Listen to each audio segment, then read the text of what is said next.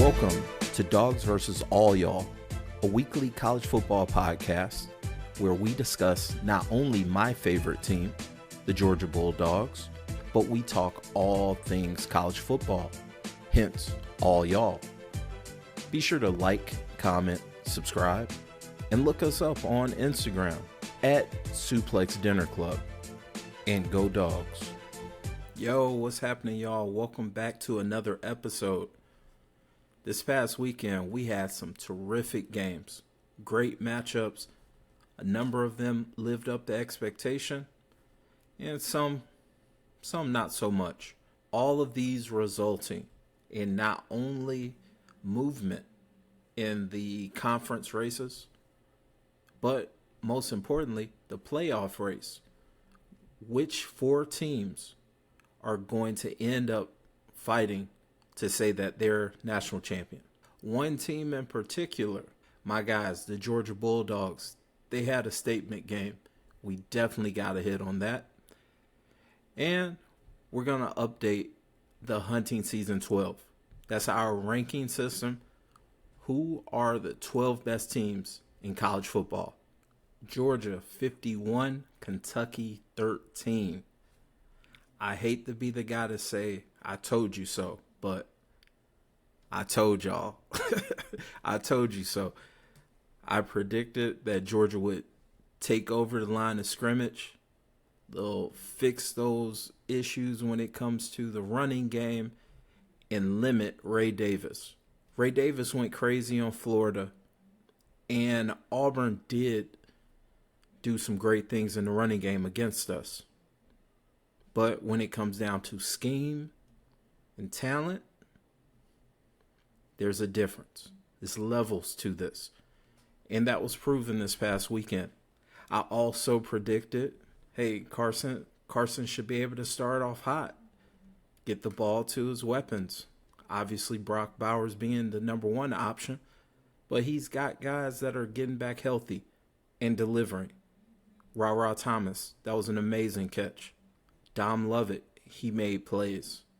Oscar Delp, he caught another touchdown. You got a number of these guys. Ladd McConkey didn't really make noise, but he's consistently been one of Georgia's best wide receivers past 2 seasons, 2 or 3 seasons. There's one factor about this Georgia team that I would consider should be scary for the rest of college football. And it's something very minor, and it's something that's gradually growing, and that's confidence. These guys are growing confident with each week. They're getting better, more confident with each other, and they're putting it out on the field. Let's hear what quarterback Carson Beck had to say about Georgia's growing confidence. Each week as we continue to improve as a team, and obviously improve individually, we're just gaining confidence as an entire offense. That's pretty much it, y'all. This is a very talented team. They started the season injured in some spots.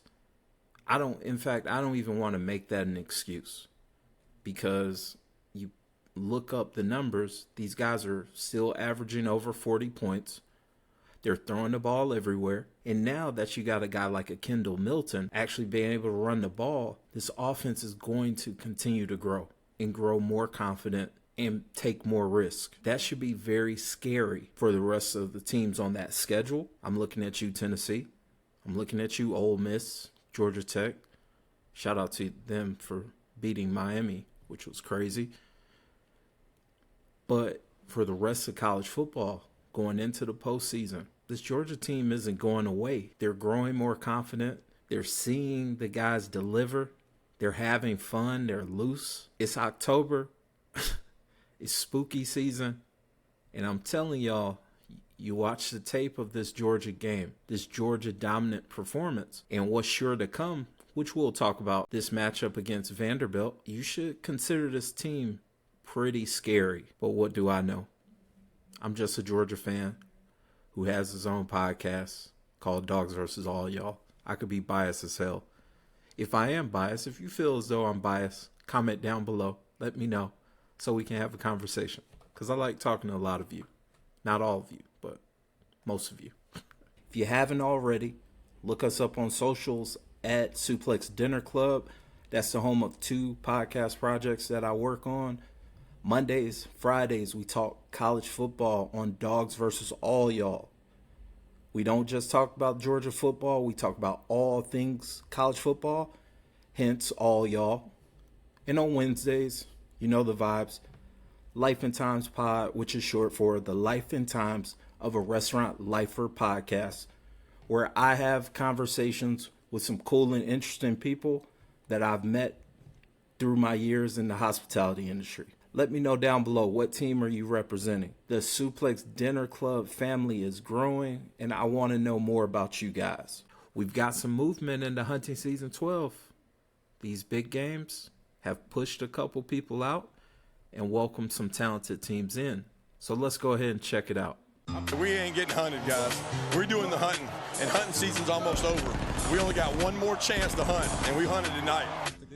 All right, so starting off at number 12, new team to the list, North Carolina, the undefeated Tar Heels. Took care of business. Drake May is looking like a Heisman candidate. As long as he keeps pace, he's definitely going to be a lock for New York.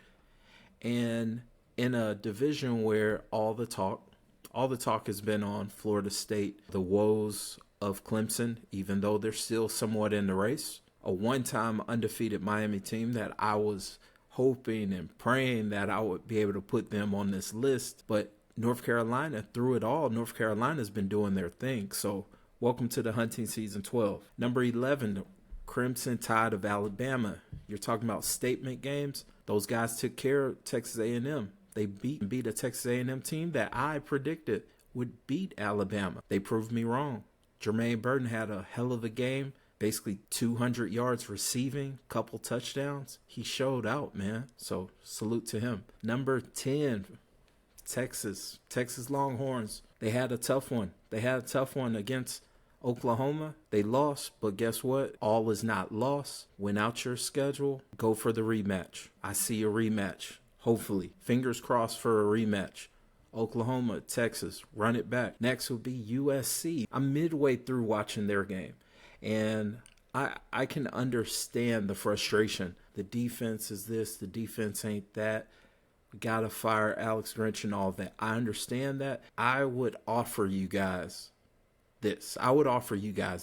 Accept the win. Also, accept the fact that Caleb is the reason why you won. Caleb Williams blacked out and did his thing in the second half. And in those overtimes, he kept you guys in the game. And eventually, because of him, you won the game. I'm not going to say that's going to be enough to win a national championship, but that's damn sure enough for you to be in the race for it. All right, number 8 is going to be the Oregon Ducks, as well as number 7, Washington Huskies. Both teams were off this week, preparing to face each other. It's going to be a wonderful matchup. Shout out to the Ducks fans. We believe. And of course, shout out to Michael Penix, because he's one of the best quarterbacks in the nation. I can't wait to watch that game. All right, and now your top 6 teams. Number 6 is going to be Penn State, followed by number 5, Oklahoma. Oklahoma spent 1 week in the hunting season 12, and now they're a top 5 team. They're undefeated. They're scoring points at will. Dylan Gabriel, he's putting up numbers and looking the part of a Heisman candidate. Let's see if they continue this momentum. Your number 4 team, Ohio State. Ohio State took care of business, wound up taking care of business in the second half against Maryland. Maryland brought it to them, fought tooth and nail, but talent prevailed, man. Shout out to Marvin Harrison Jr. The dude's a beast. He had a terrific game. Second half, he showed up and helped lead his team to victory. Number 3, Florida State. Florida State is still undefeated, but they got a couple challenges coming ahead. I want to see y'all maintain. I want to see the Seminoles in the playoffs. The top 2 teams, no change here. Number 2, Michigan Wolverines, who took care of business, looked dominant. I almost put them as the number 1 team in the nation just because they have been taking care of business the whole season. Let's see what this conference play, what kind of matchups we get. We got Penn State looming.